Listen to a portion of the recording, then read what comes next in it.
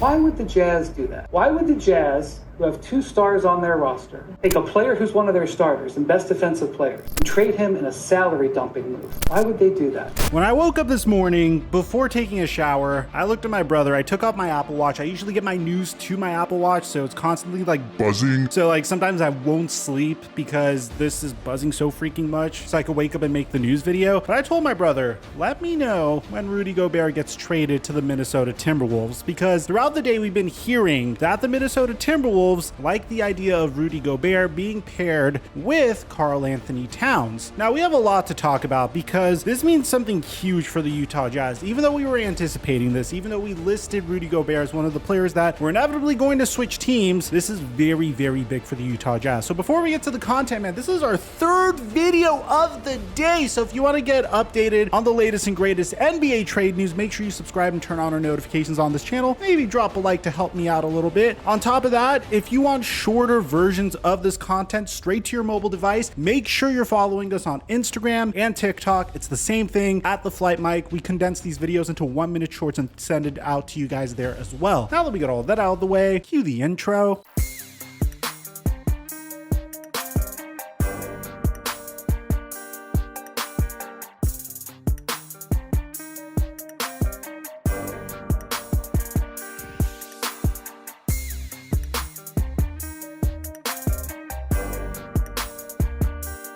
Mic check 1 2 1 2. What's going on, everybody? I want you to understand what this means for the Utah Jazz. And if you followed me on Twitter earlier today, you may have gotten a little bit of a hint of what's to come, because this is more than just a trading of one of their franchise cornerstones. This is much, much more significant. Earlier today, I tweeted out to keep an eye on the Utah Jazz. The main reason being that 1, Quinn Snyder resigned, but 2, if you remember, and I honestly forgot this, yesterday I even told my editor, hey, Royce O'Neal got traded to the Brooklyn Nets. We got to include this in the KD trade demand video. Completely forgot there was way too much information in that video. I didn't want a 15-minute video to turn into like a 20-minute video, but there's something significant about that. Now, I know what you might be thinking. Yo, Mike, chill. It's Royce O'Neal. He's a role player. It's not that big of a deal. Well, it kind of is a big deal. Royce O'Neal started for the Utah Jazz over the past year, and Royce O'Neal is actually a pretty solid player at the power forward position. I mean, I know if you look at his basic statistics, he averages 7 points per game and he shoots 39% from 3. He's technically an undersized small forward, and he's very old. He's up there in age. He's already age 29. But in terms of what he brings, I mean, this is an ideal player on any championship team. If you have championship aspirations, you want Royce O'Neal on your team. This is a guy that has a defensive box plus minus of a 1.7 and has been positive in DBPM throughout his entire career. Bear in mind, he's an undersized small forward, and he's still able to pull this off. The ideal 3-and-D in today's NBA. And yet, Royce O'Neal was traded to the Brooklyn Nets yesterday for a future first-round pick. In addition to this, there was no qualifying offer for Eric Pascal, no qualifying offer for Trent Forrest, and they waived Juan Hernan Gomez. So why do you think the Utah Jazz are doing this? Why would they do that? Because these are the signs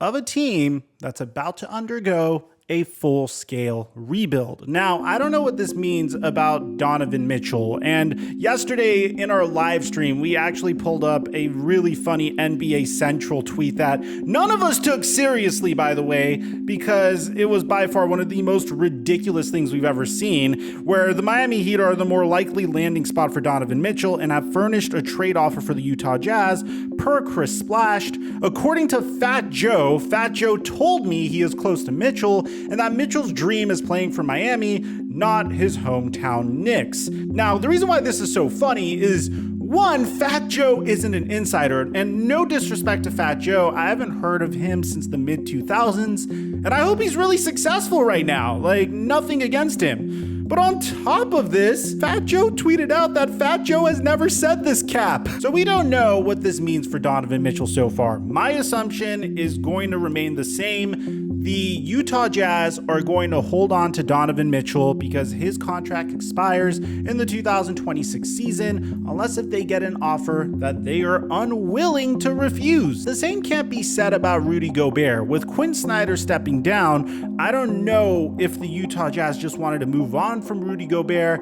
and Royce O'Neal, which they got a 2023 first round pick in return for, or if they want to undergo a full-scale rebuild. Well, let's take a look at this trade, and you can let me know in the comment section down below which direction you think. Because according to Adrian Wojnarowski, Utah is trading Rudy Gobert to the Minnesota Timberwolves, sources tell ESPN. Now, the Timberwolves package to get Rudy Gobert is absolutely insane. Take a look at this, guys.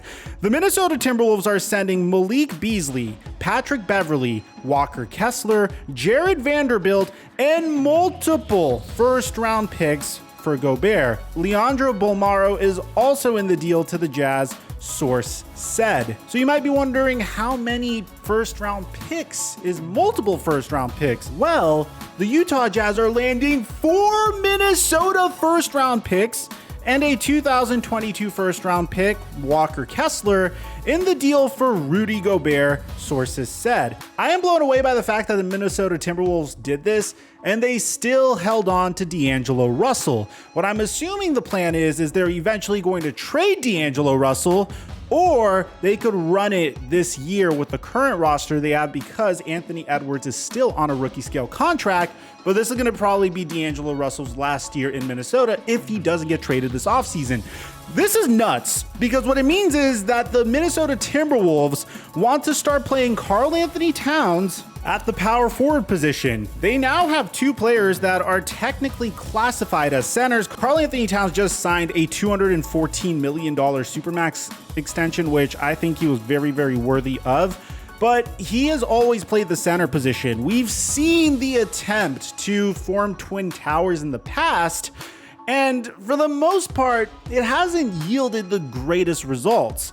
But in this instance, I'm really wondering what the Minnesota Timberwolves plan is moving forward. Don't get me wrong, Rudy Gobert is a phenomenal player, especially on the defensive end, and is a remarkable traditional center. But he is 31, and he is considered to be a dinosaur in today's game. Most of the time when the Utah Jazz would lose in the NBA playoffs, I don't want to full on blame Rudy Gobert, because this could also be attributed to their coaching.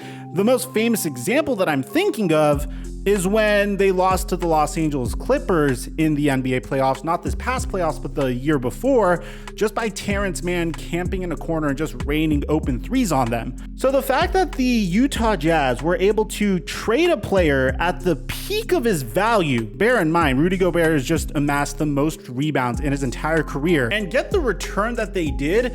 Bear in mind, Minnesota is sending its 2023, 2025, and 2027 unprotected picks and a top 5 protected pick in 2029 to the Utah Jazz. This gives me the feeling that the Utah Jazz are rebuilding around Donovan Mitchell. And ironically enough, that's exactly what Woj and Tony Jones are saying. League sources for now, there are no plans by the Utah Jazz to trade star guard Donovan Mitchell. The Jazz are committed to building around him, and the Jazz are not done in trade talks. Expect more activity. So you might be wondering, what could that activity be? Well, they do have a replacement for Rudy Gobert in mind, and I'll get to that in just a sec. But regardless, it seemed like Donovan Mitchell and Rudy Gobert were starting to not really get along anyways. It seems like Minnesota is now trying to make that push towards relevance, and they get a center that will be able to bring it for them on the defensive side of the floor, even though Anthony Edwards thinks that Kristaps Porzingis is a better defender than Rudy Gobert. Rudy Gobert is one defensive player of the year 3 times throughout his career. He's a valuable addition to anyone that has championship aspirations. I feel like the Minnesota Timberwolves aren't done wheeling and dealing, so we're going to keep an eye on this. I obviously give the Utah Jazz an A+. I mean, you're trading a center at the age of 30 for 3 unprotected first-round picks from a team that is clearly trending upward, but historically has been in a perennial rebuild, but they're not anymore. The Minnesota Timberwolves are obviously on an upward trend, but we don't know where they're going to be in 2023, 2025, and 2027. We just saw what happened to the Brooklyn Nets when they traded that crazy haul to the Houston Rockets for James Harden. So just imagine if this blows up in the Minnesota Timberwolves' face. Imagine if Rudy Gobert just doesn't pan out in Minnesota. This could screw them over down the line. By the time it's 2027, Rudy Gobert is going to be 35 years old. So I give the Utah Jazz an A+. This is a historic haul for them. In addition, they get very good players. I mean, you get Malik Beasley, who's a remarkable scoring guard. You get Patrick Beverley, who is, well, Patrick Beverley.